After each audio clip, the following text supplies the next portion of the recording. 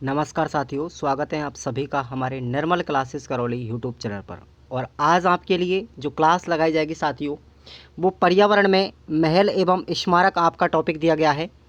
तो ये हमारे राजस्थान जीके का पार्ट है। हालांकि ये पर्यावरण में भी आपको टॉपिक दिया गया है रीट पात्रता में, और यही टॉपिक आपका रीट मेंस में भी है। तो साथियों, आपको इस टॉपिक को पढ़ के जाना है अच्छे से, रीट मेंस के लिए और रीट पात्रता के लिए। पात्रता में ये पर्यावरण विषय में दिया गया है और मेंस के लिए ये आपके कला और संस्कृति में दिया गया है। तो पूरा टॉपिक आपको एक ही क्लास में पढ़ लेना है, और मैं पूरा एक ही क्लास में पूरा चैप्टर पढ़ा दूंगा, और इसके नोट्स भी आपको मैं साथ साथ दे रहा हूँ। रेगुलर आपकी क्लास चल रही है, तो आप लोग प्रतिदिन क्लास का फ़ायदा उठाएंगे। और जिस विद्यार्थी को इसके नोट्स चाहिए साथियों, रीट पात्रता और रीट मेंस के, उसको नोट्स भी दिए जा रहे हैं। आप खुराना स्टडी ऑफिशियल ऐप पर जाएंगे और उसको डाउनलोड करेंगे, वहाँ से आप लोग इन नोट्सों को परचेज़ कर लेंगे। अब हम आते हैं हमारे इस टॉपिक पर। जो विद्यार्थी पहली बार चैनल पर जुड़ रहा है वो चैनल को सब्सक्राइब करके ज़रूर रखें, निर्मल क्लासेस करौली को। साथियों, सबसे पहले हम बात करते हैं यहाँ पर हवा महल की। हवा महल हमारा जयपुर में स्थित है। वीडियो को लाइक ज़रूर करना साथियों। अगर आपको ये वीडियो पसंद आता है, नोट्स हमारे अच्छे लगते हैं, तो आप लोग क्लास को लाइक भी करना है और अपने दोस्तों को साथ साथ जोड़ना भी है। हवा महल की बात करते हैं तो ये जयपुर में स्थित है, और हवा महल का निर्माण करवाया था साथियों 1799 ईस्वी में सवाई प्रताप सिंह ने। और मुख्यतः पूछा क्या जाता है एग्जाम में, वास्तुकार। इसका वास्तुकार है लालचंद। कौन है इसके वास्तुकार? लालचंद है हवा महल के। और इस हवा महल की आकृति कृष्ण के मुकुट के समान है। भगवान कृष्ण के मुकुट के समान इसकी आकृति है, और ये 5 मंजिला इमारत है साथियों। इस हवा महल में भगवान श्री कृष्ण और राधा की मूर्तियां लगी हुई हैं, इसलिए भगवान श्री कृष्ण और राधा को समर्पित है हवा महल। इस हवा महल में बात करें, इस हवा महल का निर्माण साथियों सवाई प्रताप सिंह ने अपनी रानियों को तीज एवं गणगौर की सवारी देखने के लिए इसका निर्माण करवाया था। तो इम्पोर्टेंट लाइन है, बनाया किसने था, याद रखना, ये बनवाया था सवाई प्रताप सिंह ने 1799 में, और इसके वास्तुकार हैं लालचंद। ये 2 चीज़ें आपको याद रखना है, भूलना नहीं है। बात करें साथियों हवा महल में, अगर खिड़कियों की संख्या पूछी जाए तो 953 है, और ये करेक्ट डाटा है। इसकी खिड़कियां 953, और इसमें झरोके कितने हैं, 363 हैं। वर्तमान समय में 365 झरोके हैं। इसमें पहले 365 थे जब ये बनवाया गया था, लेकिन वर्तमान में इसमें 2 झरोके हैं, उनको बंद कर दिया गया है। कौन से 2 झरोके? तीसरी मंजिल पर 2 झरोके जो थे उनको वर्तमान में बंद कर दिया है। इसलिए वर्तमान में कितने झरोके रह गए? केवल 363 झरोके रह गए हैं। 1983 में साथियों हवा महल को एक संग्रहालय का रूप दिया गया है, यानी वर्तमान में इसको क्या बना दिया गया है, एक म्यूजियम बना दिया है, इसको संग्रहालय बना दिया गया है। इस हवा महल की 5 मंजिला इमारतें हैं, और इसकी 5 मंजिलों के नाम आपको याद रखने हैं, और एग्जाम में बीएसटीसी में पूछा गया प्रश्न भी है ये। तो इसमें हवा महल की पहली मंजिल का नाम आपको याद रखना है। पहली मंजिल का नाम है शरद मंदिर या प्रताप मंदिर। कोई भी आपको एग्जाम में दिया जाए, चाहे शरद मंदिर कह लो चाहे प्रताप मंदिर कह लो, ये पहली मंजिल का नाम है। दूसरी मंजिल का नाम है इसका रतन मंदिर। क्या है? रतन मंदिर। और तीसरी मंजिल का नाम है साथियों विचित्र मंदिर। चौथी मंजिल का नाम है प्रकाश मंदिर, और 5वीं मंजिल का नाम है हवा मंदिर। तो ये आपको 5 याद रखने हैं, ऐसे नीचे से ऊपर की तरफ है। जैसे नीचे इसका ग्राउंड फ्लोर है, तो यहाँ पर आपका हो गया ग्राउंड फ्लोर पर हो गया शरद मंदिर। दूसरे नंबर पर मंजिल है उसका नाम रतन मंदिर। तीसरी मंजिल का नाम विचित्र मंदिर, और चौथी मंजिल का नाम प्रकाश मंजिल, और 5वीं मंजिल का नाम हवा मंदिर। तो ये 5 आपको मंजिलों के नाम याद रखने हैं, और वेरी वेरी इंपॉर्टेंट प्रश्न बनता है यहाँ से हवा महल के लिए। अब राजस्थान में और भी हवा महल है साथियों। जयपुर वाले हवा महल के अलावा और भी हवा महल है, जैसे आपको याद रखना है झुंझुनू के अंदर खेतड़ी हवा महल। खेतड़ी झुंझुनू में एक हवा महल भी है। कुचामन दुर्ग, ये भी साथियों नागौर का हवा महल कहलाता है। और एक हमारा हवाई बंगला है जो तिजारा अलवर ज़िले में है। तो ये आपके अन्य हवा महल हैं राजस्थान में, ये भी आपसे पूछे जा सकते हैं।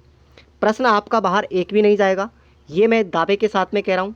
साथियों, आपको इन नोट्सों को अच्छे से लिखना है, अपनी कॉपी में नोट्स बनाने हैं, और तब आप लोग तैयारी कीजिएगा, मज़ा कुछ और ही आएगा। दूसरे नंबर पर पढ़ेंगे हम चंद्र महल, और इस चंद्र महल का दूसरा नाम है साथियों सिटी पैलेस भी इसको कहते हैं, और यह भी जयपुर में स्थित है। इसका निर्माण करवाया था साथियों सवाई जयसिंह ने। कब करवाया? 1729 से लेकर के 1732 के मध्य इस चंद्र महल यानी सिटी पैलेस का निर्माण किया गया था, सवाई जयसिंह ने बनवाया था। और इसके वास्तुकार आपको याद रखना है, इंपॉर्टेंट है। इसका वास्तुकार कौन है? विद्याधर चक्रवर्ती। नाम याद रखना, विद्याधर आपको 2 मिलेंगे, इसलिए विद्याधर चक्रवर्ती पूरा नाम याद रखना, चंद्र महल के वास्तुकार हैं। और अगर आपसे पूछा जाए जयपुर शहर का वास्तुकार, देखो कन्फ्यूजन होने के लिए मैंने नाम यहाँ पर लिख दिया, जयपुर के वास्तुकार है विद्याधर भट्टाचार्य, जबकि चंद्र महल के वास्तुकार है विद्याधर चक्रवर्ती। समझ में आ गया? इस चंद्र महल में साथियों जो साज सज्जा का काम किया था, इसको सजावटी का काम जो किया था वो किया था जर्मन के A.H. मूलर ने। किसने किया था? जर्मन के A.H. मूलर इंजीनियर थे और उन्होंने इस चंद्र महल की साज सजावट का काम किया था। और इस चंद्र महल में आमेर के शासक रहते थे, ठीक है ना। आमेर के जो शासक थे वो उनका निवास स्थल था चंद्र महल में। और चंद्र महल में आमेर के शासकों का पोथी खाना भी था। पोथी खाना कहाँ पर था? आमेर के शासकों का चंद्र महल में।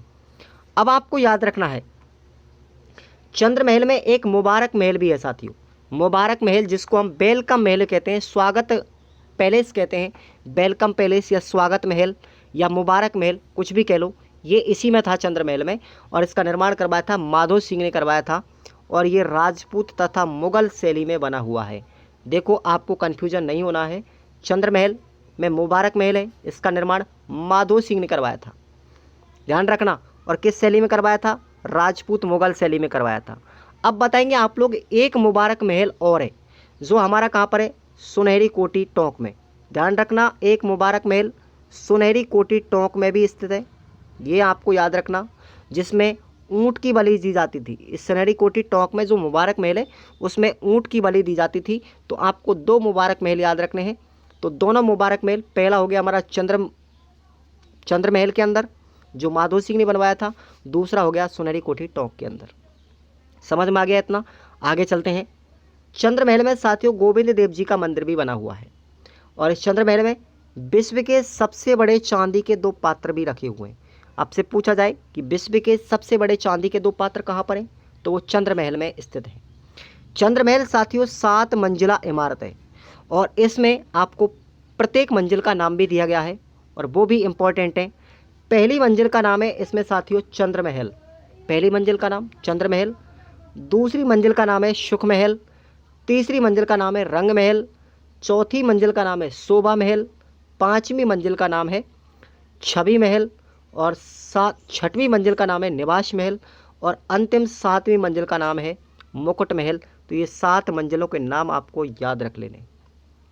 चलिए अब आपको समझ में आ रहा होगा, मैं आराम से पढ़ा रहा हूँ, अच्छे तरीके से समझा रहा हूँ। प्रश्न बाहर जाने की कोई संभावना बनती ही नहीं साथियों। और अगर कोई प्रश्न बाहर से बनेगा भी तो मैं आपको टेस्ट सीरीज़ करवाऊँगा हर चैप्टर की, उसमें आपका और भी ज़्यादा क्लियर हो जाएगा। इसलिए आप लोग क्लास को लाइक करेंगे और अपने दोस्तों को भी शेयर करेंगे हर चीज़ को। बात करते हैं साथियों जल महल। जल महल जयपुर में स्थित है और इसका निर्माण सवाई जयसिंह ने ही करवाया था। ये जल महल साथियों जयपुर में मानसागर झील के बीचों बीच में स्थित है। और इस झील का निर्माण जो करवाया था मानसागर झील का, वो गर्भावती नदी के जल को रोक करके करवाया था। इस जल महल का पूरा निर्माण करवाया था सवाई प्रताप सिंह ने। देखो शुरुआत तो की थी सवाई जय सिंह ने जल महल की, लेकिन इसको पूरा किसने बनवाया था? सवाई प्रताप सिंह ने करवाया था। और वर्तमान में जो हमारा जल महल है वो एक पक्षी अभ्यारण्य के रूप में विकसित किया गया है। सवाई जय सिंह के द्वारा साथियों आयोजित एक अश्वमेघ यज्ञ करवाया गया था जो ब्राह्मणों के निवास हेतु जल महल का निर्माण करवाया। आप लोग पता हो आपको, मैंने आपको जब हिस्ट्री पढ़ाया था आमेर का कछवा वंश, तो उसमें सवाई जय सिंह ऐसे राजपूत शासक थे, अंतिम राजपूत शासक, जिन्होंने अश्वमेघ यज्ञ करवाया। और इस अश्वमेघ यज्ञ के जो ब्राह्मण थे उनके निवास के स्थान के लिए सवाई जय सिंह ने इस जल महल का निर्माण करवाया था। और जो ये अपना अश्वमेघ यज्ञ करवाया गया था उसके पुरोहित कौन थे? उसके पुरोहित थे पंडुरिक रत्नाकर। ये भी इम्पोर्टेंट है। अंतिम नोट आपको याद रखना है कि अंतिम राजपूत शासक सवाई जय सिंह थे जिन्होंने अश्वमेघ यज्ञ करवाया था। और वेरी इंपॉर्टेंट लाइन है। आगे चलते हैं सामोद महल। सामोद महल भी साथियों चौमू जयपुर में है और इसका निर्माण करवाया था बिहारी दास ने। बिहारी दास ने निर्माण करवाया था सामोद महल का। और सामोद महल वर्तमान में एक होटल के रूप में संचालित है। इसमें एक होटल चलाई जा रही है वर्तमान में सरकार के द्वारा। इस महल के अंदर शीश महल भी स्थित है, जिसका निर्माण शिव सिंह ने करवाया था। आगे चलते हैं। सामोद महल साथियों पहाड़ी पर बना हुआ है, एक रेत के टीले के मध्य में, एक पहाड़ी और एक रेत के टीले के मध्य में बना हुआ है सामोद महल। और आपको पता हो इस चीज़ का कि इस पहाड़ी पर वीर हनुमान जी का मंदिर भी बना हुआ है, जिस पर 25 मई 2019 को राजस्थान का चौथा रोपवे लगाया गया था। राजस्थान में 4 रोपवे तो कंप्लीट बन चुके हैं, 6 रोपवे टोटल हैं, जिनमें से 2 रोपवे जो हैं वो निर्माणाधीन हैं, वर्तमान में चल रहे हैं। आपको रोपवे के बारे में बताया जाएगा किसी दिन, एक आपको बूस्टर डोज लगाएगा 5-7 मिनट का, उसमें राजस्थान के सभी रोपवे बताए जाएंगे। तो सामोद महल जो है वीर हनुमान जी के मंदिर पर चौथा रोपवे लगाया गया था 25 मई 2019 को, ये आपको ध्यान रखना है। सामोद महल राजस्थानी तथा हरियाणवी गानों की शूटिंग के लिए सबसे प्रसिद्ध माना जाता है। और एकमात्र इस महल में एक सुल्तान महल भी बना हुआ है, एक अन्य सुल्तान महल है जो पशु पक्षियों के चित्रण के लिए प्रसिद्ध भी है। तो यह आपको समझ में आ गया होगा सामोद महल। आगे बात करते हैं हम Albert hall Jaipur. Albert hall Jaipur, इसका निर्माणकर्ता राम सिंह सेकंड थे। कौन थे? राम सिंह सेकंड। और इस राम सिंह सेकंड ने अल्बर्ट हॉल की नींव रखी थी साथियों प्रिंस वेल के आगमन पर। प्रिंस वेल ऑफ अल्बर्टा जब आए थे तो उसके आगमन पर इन्होंने 6 फरवरी 1876 को इस अल्बर्ट हॉल की नींव रखी थी। और आपको वास्तुकार पूछा जाए तो याद रखना अल्बर्ट हॉल का वास्तुकार था साथियों सैमुअल जैकब स्विल्टन। कौन था? सैमुअल जैकब स्विल्टन, ये इंपॉर्टेंट है। इसका उद्घाटन किसने किया था? अल्बर्ट हॉल का उद्घाटन किया था साथियों 1887 में माधो सिंह के काल में किया था, agent to governor general Bradford के हाथों से। तो ये आपको याद रखना है। इसका निर्माण तो करवाया था राम सिंह सेकंड ने, लेकिन इसका उद्घाटन किसने किया था? माधो सिंह प्रथम ने किया था। माधो सिंह प्रथम ने 1887 में किया था एजीजी ब्रॉडफोर्ड के हाथों से। यह राजस्थान का प्रथम संग्रहालय है जो फारसी और भारतीय दोनों शैलियों में निर्मित है। इम्पॉर्टेंट है ये कि भाई आपसे पूछा जाए कि हमारा ये अल्बर्ट हॉल किस शैली में बना हुआ है, तो भारतीय और फारसी दोनों शैलियों में बना हुआ है। और ये राजस्थान का पहला म्यूजियम था, पहला संग्रहालय था। अल्बर्ट हॉल रामबाग के बीचों बीच में स्थित है। अल्बर्ट हॉल रामबाग के बीचों बीच में, रामबाग गार्डन है आपने सुना होगा जयपुर में, तो उसके बीचों बीच में स्थित है। और इस रामबाग का निर्माण करवाया था 1868 में राम सिंह सेकंड ने, और उसी के बीचों बीच में अल्बर्ट हॉल बनवाया था उसने। और इस रामबाग को जयपुर की हृदय स्थली भी कहा जाता है। समझ में आ गया? आगे चलते हैं। अगला है हमारा सिसोदिया रानी का महल। सिसोदिया रानी का महल साथियों जयपुर में है और इसका निर्माण 1728 ईस्वी में सवाई जयसिंह ने करवाया था। इस महल का निर्माण सिसोदिया रानी चंद्रा कंवर हेतु करवाया गया था। ये चंद्रा कंवर कौन थी साथियों? बताओ जल्दी से। ये सवाई जयसिंह की पत्नी थी। चंद्रा कंवर मेवाड़ महाराणा अमर सिंह सेकंड की पुत्री थी। देखो जब हमारा समझौता हुआ था 1708 के अंतर्गत, बताओ जल्दी से वो कौन सा समझौता हुआ था? 1708 में एक समझौता हुआ था सवाई जयसिंह और अमर सिंह सेकंड और अजीत सिंह प्रथम के मध्य में। तो इनके बीच में जब ये समझौता हुआ था साथियों, तो इस समझौते के तहत में अमर सिंह सेकंड ने अपनी पुत्री चंद्रा कंवर का विवाह किया था सवाई जयसिंह के साथ। और सवाई जयसिंह ने अपनी पत्नी चंद्रा कंवर के लिए ही इस सिसोदिया रानी महल का निर्माण करवाया था। इसी महल में चंद्रा कंवर ने माधो सिंह को जन्म दिया था। माधो सिंह प्रथम की बात हो रही है ये माधो सिंह 2 हुए थे, माधो सिंह प्रथम और माधो सिंह सेकंड। ध्यान रखना, माधो सिंह सेकंड प्रथम को जन्म दिया था, ठीक है ना। तो ये आपको याद रखना, ये माधो सिंह ईश्वरी सिंह के भाई थे और ये ईश्वरी सिंह के पिता थे सवाई जयसिंह। तो ये पिता एक था, इनसे अलग अलग पत्नियां थी इनकी, तो उनसे 2 पुत्र प्राप्त हुए थे। जब आप पढ़ेंगे आमेर का शासनकाल, मैंने पूरा हिस्ट्री में पढ़ाया है अच्छे से, आप लोग एक बार पढ़ के ज़रूर जाएं, और मैंने पूरी क्लास ली है। तो माधो सिंह का जो जन्म हुआ था साथियों वो चंद्रा कंवर के द्वारा हुआ था और इसी महल में हुआ था, ध्यान रखना। अब आता है मोती डूंगरी के महल। मोती डूंगरी के महल साथियों जयपुर में स्थित हैं और इनका निर्माण भी सवाई जयसिंह ने करवाया था। ये मोती डूंगरी जयपुर में स्थित है ये महल। और इन महलों को तख्त शाही महल भी कहते हैं। इंपॉर्टेंट क्या है, तख्त शाही महल किसको कहते हैं, मोती डूंगरी के महलों को। और इन महलों का पुनः निर्माण किसने करवाया था, मानसिंह सेकंड की पत्नी गायत्री देवी ने अपने निवास स्थल के लिए करवाया था, अपने लिए रहने को करवाया था। तो ये मानसिंह सेकंड कौन था, आपको ध्यान हो तो राजस्थान के एकीकरण के समय जब ये राज प्रमुख रहे थे ना, वही मानसिंह सेकंड है। और उनकी पत्नी थी गायत्री देवी। उन्होंने इन मोती डूंगरी महलों का पुनर्निर्माण करवाया और तब इसका नाम रखा गया था तख्त शाही महल।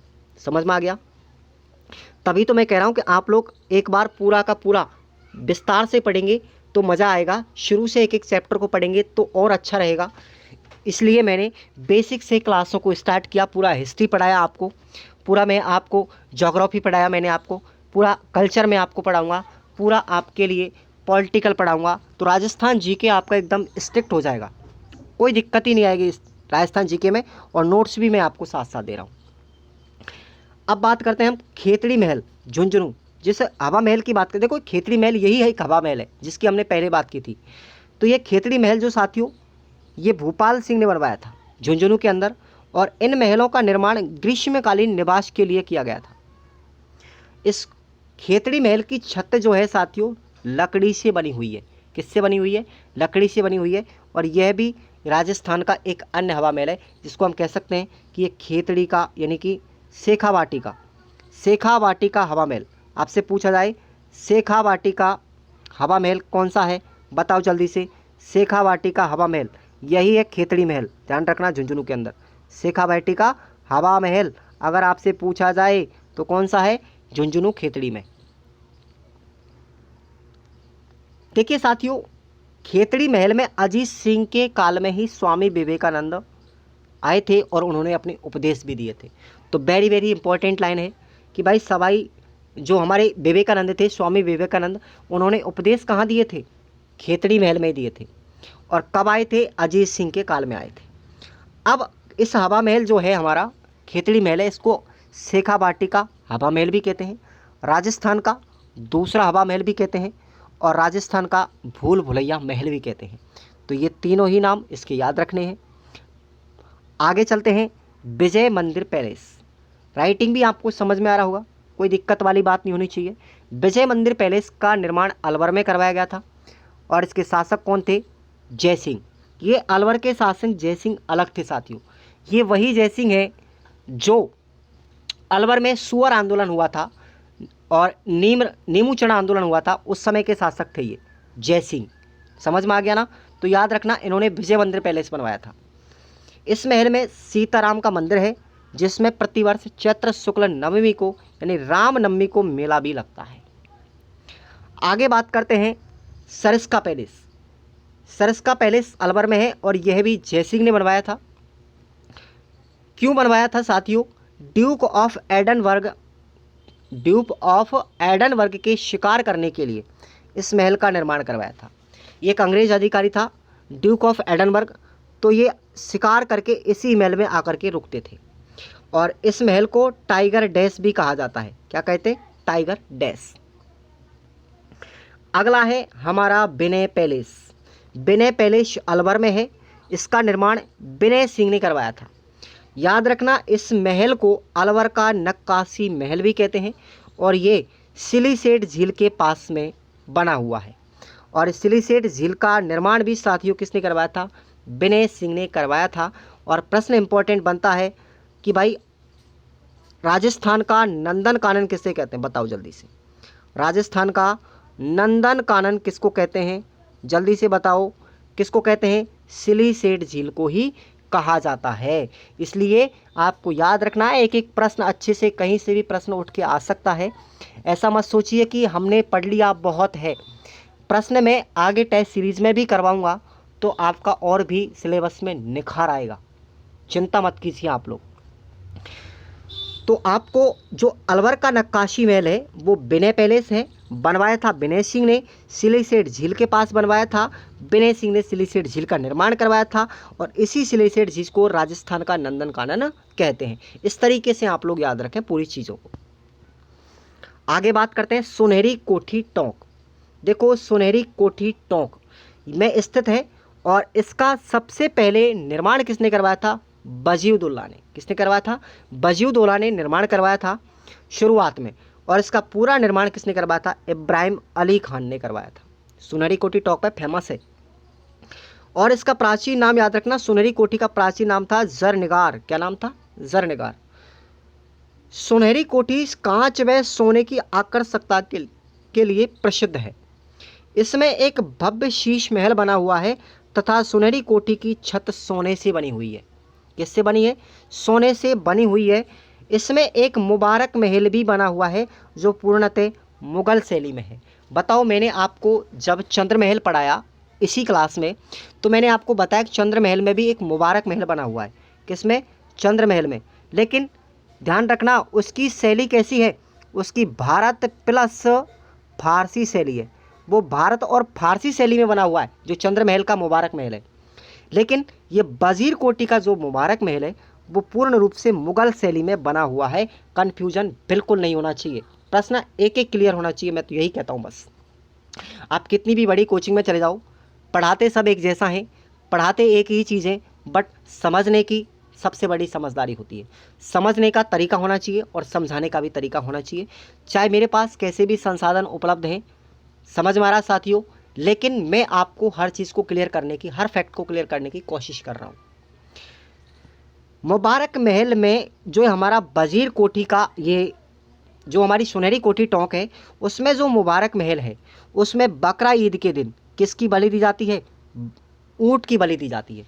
बकरा ईद के दिन बकरे की नहीं, ऊँट की बलि दी जाती है। और इस ऊँट की जो कुर्बानी दी जाती थी साथियों, ये सबसे पहले 1817 में शुरू की गई थी। कब की गई थी? अमीरदौला के काल में। अमीरदौला के काल में सुनहरी कोठी टोंक के मुबारक महल में ऊँट की बलि शुरू की गई थी 1817 में, अमीरदौला के काल में। बताओ, सारे प्रश्न क्लियर हो गए? आगे बात करते हैं। उम्मेद भवन महल, जिसको हम छित्र पैलेस भी कहते हैं और फेमस भी है, याद रखना, जोधपुर ज़िले में है। उम्मेद भवन कहाँ पर है? जोधपुर में। और ये उम्मेद सिंह के द्वारा बनवाया गया था। कब बनवाया गया था? 1928 से लेकर के 1943 के मध्य। इसके वास्तुकार आपको याद रखने हैं। इसके वास्तुकार दो थे, एक तो थे लांचेस्टर और दूसरे थे जैकब स्विंटन। लांचेस्टर व जैकब स्विंटन इसके वास्तुकार थे उम्मेद भवन के। और इस उम्मेद भवन में 347 कमरे हैं। ठीक है, अब देखिए, उम्मेद भवन जो है साथियों, ये पूरे विश्व का सबसे बड़ा रहवासी महल है, लिविंग पैलेस जिसको बोलते हैं। तो ये विश्व का सबसे बड़ा रहवासी महल है और इसका निर्माण छितर के पत्थरों से होने के कारण इसको छितर पैलेस भी कहते हैं। उम्मेद भवन 3 भागों में बांटा गया है। इसमें राज परिवार भी निवास करता था, इसमें घड़ियों का संग्रहालय भी था और ताज समूह का एक होटल भी इसमें चलाया जा रहा है। ताज होटल भी वर्तमान में इसमें चल रही है, ये आपको याद रखना है। अगला है हमारा राई का बाग पैलेस, ये भी जोधपुर में है और इसका निर्माण करवाया था साथियों जसवंत सिंह प्रथम की पत्नी जसवंत दे ने। किसने करवाया था?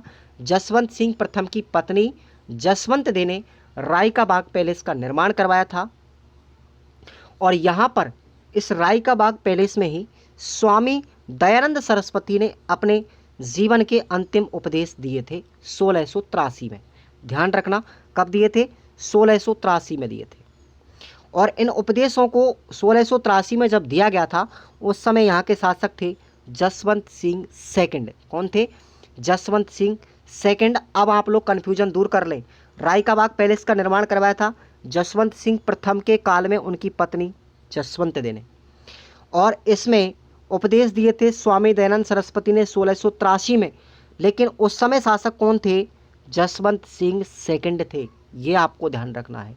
समझ में आ गया? अब देखिएगा, आगे चलते हैं। अब देखेंगे यहाँ पर हम एक थंबा महल। एक थंबा महल अलग है साथियों और एक थंबिया महल अलग है। दोनों में अंतर समझना आप लोग। एक थंबिया और एक थंबा महल अलग अलग हैं, अंतर समझ लेना, मैं आगे बताऊंगा। एक थंबा महल हमारा मंडोर जोधपुर में है और इसका निर्माण 1715 में अजीत सिंह के द्वारा करवाया गया था।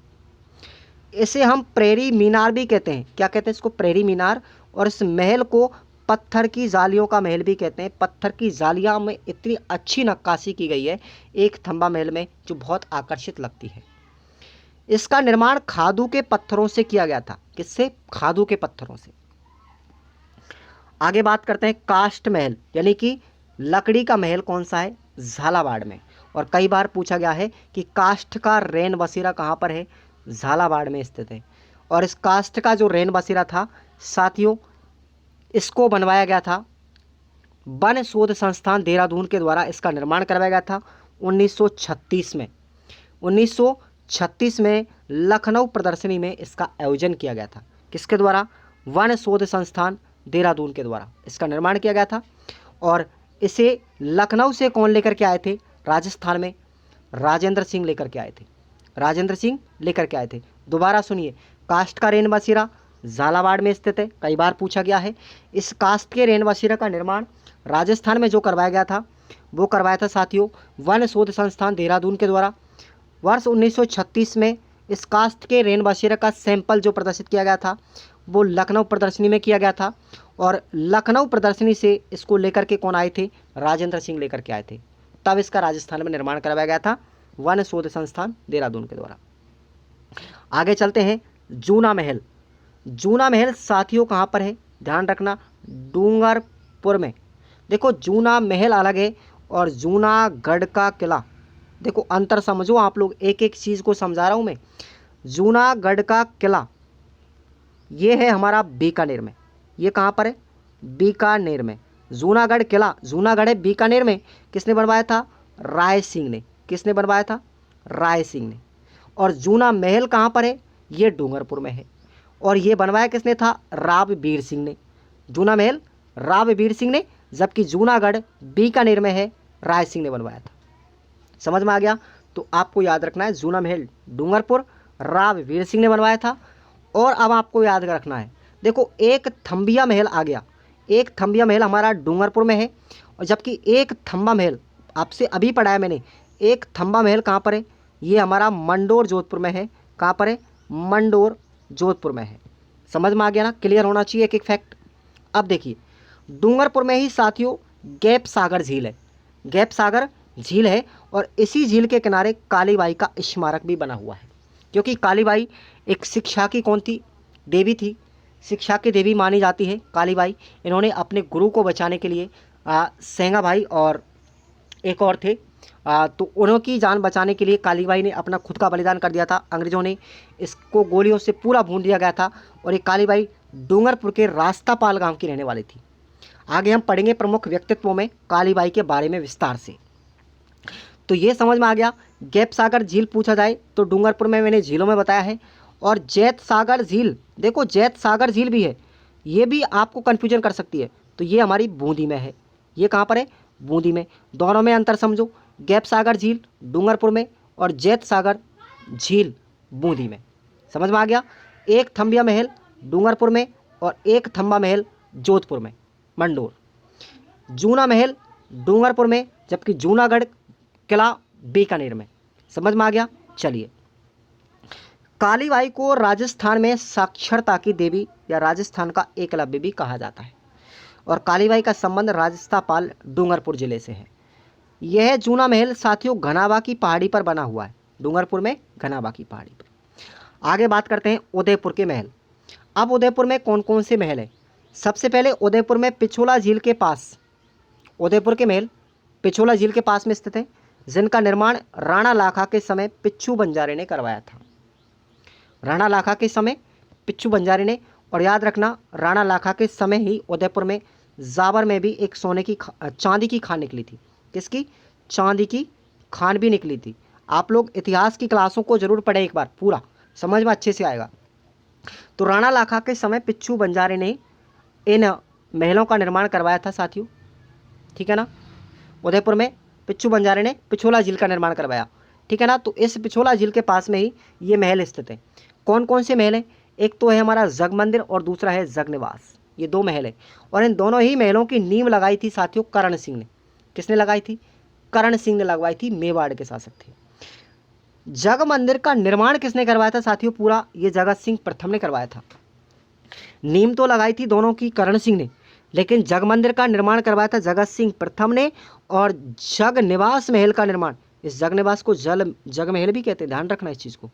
तो जग निवास महल का निर्माण करवाया था जगत सिंह सेकंड ने, और जग मंदिर का निर्माण करवाया था जगत सिंह प्रथम ने। दोनों में अंतर समझ लेना। और जो हमारा जग निवास महल है या जग महल है, इसको साथियों हम क्या कहेंगे, व्हाइट हाउस भी कहते हैं राजस्थान का। समझ में आ गया। अब देखेंगे, आगे चलते हैं, आपको बताते हैं थोड़ा सा इतिहास के बारे में। 1857 की क्रांति के समय मेवाड़ के शासक थे स्वरूप सिंह। ध्यान रखना, उस मेवाड़ स्वरूप सिंह शासक ने 100 वर्ष तथा नीमच से आए हुए अंग्रेज परिवारों को शरण कहाँ पर दी थी, इस जग मंदिर में ही दी थी। और जो हमारे खुर्रम थे ना, खुर्रम जो थे, शाहजहाँ जिसको हम बोलते हैं, उस शाहजहाँ के द्वारा विद्रोह करने पर भी इसी मंदिर में शरण दी गई थी। इसी मंदिर में इसने भी शरण ली थी, खुर्रम ने भी। अब उदयपुर में और भी महल है, जैसे उदयपुर के हमारे बिंडेश्वर महल, जिसको हम राजमहल भी कहते हैं। तो उदयपुर के राजमहल ये उदय सिंह ने बनवाए थे। यह महल उदयपुर के राज परिवार का निवास स्थल था। याद रखना, इंपॉर्टेंट लाइन है, इस महल को फर्गुसन ने बिंडेश्वर महलों की संज्ञा दी है। बिंडेश्वर महल राजस्थान के, याद रखना कौन से हैं, उदयपुर के राजमहल। और इसी ही राजमहल में महाराणा प्रताप का भाला भी आज भी रखा हुआ है। इस राजमहल का विभाजन करते हम, तो इस राजमहल में एक तो जनाना महल है, एक मर्दाना महल है। साथियों, इस जनाना महल के भी दो पार्ट हैं, एक तो नकारा कक्ष और दूसरा श्रृंगार कक्ष। और इस मर्दाना महल को भी हम दिलखुश महल के नाम से जानते हैं। और इस श्रृंगार कक्ष में साथियों एक जूनी कचेरी है। क्या है, जूनी कचेरी। और है, इस जूनी कचेरी में ही साथियों महाराणा प्रताप का जन्म हुआ था 9 मई 1540 को। समझ में आ गया ना। देखो कितना विस्तार से आपको पढ़ाया जा रहा है। हिस्ट्री को आपको पढ़ना पड़ेगा साथियों, बिना हिस्ट्री के काम नहीं चलने वाला। जब तक आप हिस्ट्री अच्छे से नहीं पढ़ेंगे, आपको कल्चर समझ में नहीं आएगा। चलिए आगे चलते हैं। सज्जनगढ़ पैलेस, ये सज्जनगढ़ पैलेस भी उदयपुर में है, और इसका निर्माण सज्जन सिंह ने करवाया था, मेवाड़ के शासक सज्जन सिंह ने। और इसका पूरा निर्माण करवाया था साथियों भूपाल सिंह और उसके बाद फतेह सिंह। तो 3 शासक आपको याद रखने। पहले इसका निर्माण करवाया था सबसे पहले सज्जन सिंह ने, इसकी नींव लगाई थी।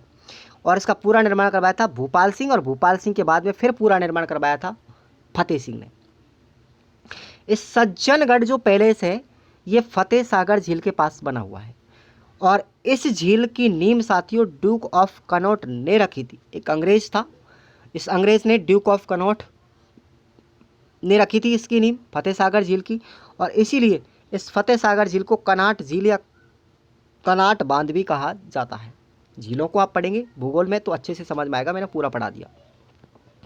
अब आपको याद रखना है साथियों, जो सज्जन महल है, इस सज्जन महल को ही क्या कहेंगे, मानसून पैलेस कहेंगे। और ये प्रश्न पूछा भी गया है, एग्जाम में पूछ लिया गया है ये प्रश्न पहले ही, कि मानसून पैलेस कौन सा है राजस्थान में, उदयपुर का सज्जनगढ़ पैलेस। और इस सज्जनगढ़ को ही साथियों उदयपुर की मुकुटमणि भी कहते हैं। क्या कहते हैं इसको, मुकुटमणि भी कहा जाता है। नेक्स्ट है हमारा अबली मीणी का महल। अबली मीणी का महल साथियों कोटा में है, और कोटा के शासक मुकुंद सिंह के द्वारा ये बनवाया गया था मुकुंदरा की पहाड़ी पर बनाया गया था। और इस अबली मीणी का जो महल है साथियों, ये राजस्थान का दूसरा ताजमहल, या फिर इसको हम छोटा ताजमहल भी कहते हैं। ये किसने बताया था, कर्नल जेम्स टोड ने कहा था इसको। और आपसे पूछा जाए कि राजस्थान का ताजमहल जसवंत थड़ा जोधपुर में है, ये ध्यान रखना किसने बनवाया था, सरदार सिंह ने बनवाया था। किसने बनवाया था, सरदार सिंह ने बनवाया था अपने पिता जसवंत सिंह प्रथम की याद में। जसवंत सिंह प्रथम की याद में जोधपुर में जसवंत थड़ा बनवाया था, जो राजस्थान का ताजमहल कहलाता है। और राजस्थान का दूसरा ताजमहल है हमारा, या छोटा ताजमहल कह लो, ये हमारा है अबली मीणी का महल कोटा में। और एक चीज़ और याद रखना, इस ही अबली मीणी के महल को हाड़ौती का क्या कहेंगे, हाड़ौती का ताजमहल भी कहेंगे। हाड़ौती का ताजमहल भी इसी को कहते हैं भैया, क्योंकि कोटा हाड़ौती क्षेत्र में आता है ना, इसलिए। चलिए आगे चलते हैं। अब हमारे कुछ पॉइंट आते हैं, लास्ट टॉपिक बच रहा है हमारा, देखेंगे। साबड़ भादो महल अगर आपसे पूछा जाए तो ये हमारे डीग भरतपुर में है, क्योंकि डीग को क्या कहेंगे, जल महलों की नगरी कहेंगे। तो साबड़ भादो महल डीग में। और सावन भादो झरना ये पूछा जाए तो जोधपुर में, सावन भादो नहर पूछा जाए तो कोटा में, और सावन भादो झील पूछा जाए तो सिरोही में, और सावन भादो कढ़ाइयाँ पूछी जाए तो ये देशनोक बीकानेर में स्थित है। तो सावन भादो हमने सारी चीज़ें पढ़ी। मेल डीग बीकानेर में, डीग भरतपुर में है, झरना हमारा जोधपुर में है, सावन भादो नहर कोटा में है, सावन भादो झील सिरोही में, और सावन भादो कढ़ाइया देशनोक बीकानेर में करणी माता के मंदिर में। तो आपको आज का क्लास कैसा लगा एक बार सभी विद्यार्थी कमेंट करके अपने दिल से बताएंगे साथियों, और मुझे खुशी होगी इस चीज़ की कि आप लोगों को ये वीडियो पसंद आएगा और आप शेयर भी करेंगे, और इन नोट्सों को भी आप लोग डाउनलोड कर लो। मैंने तहे दिल से आपको पढ़ा रहा हूँ, अच्छे से तैयारी करवा रहा हूँ रीट मेंस की और प्री के लिए भी। तो आप लोग इस कोर्स को ज़रूर परचेज़ करें। 59 रुपये ओनली आपको नोट्स प्लस वीडियो, यूट्यूब पे वीडियो और नोट्स आपके ऐप में, खुराना स्टडी ऑफिशियल ऐप में मिलेंगे। तो ये 59 का आपको पात्रता के लिए, और 99 का मात्र 99 मात्र केवल आपको मेंस के लिए। तो आप लोग इनको जरूर खरीद लें, आपको फ़ायदा ही होगा, बहुत ज़्यादा फ़ायदा होगा। ये समझ लीजिए आप लोग एक बड़ी कोचिंग में तैयारी कर रहे हो। धन्यवाद साथियों, मिलते हैं अगले टॉपिक के साथ, तब तक के लिए जय हिंद, वंदे मातरम।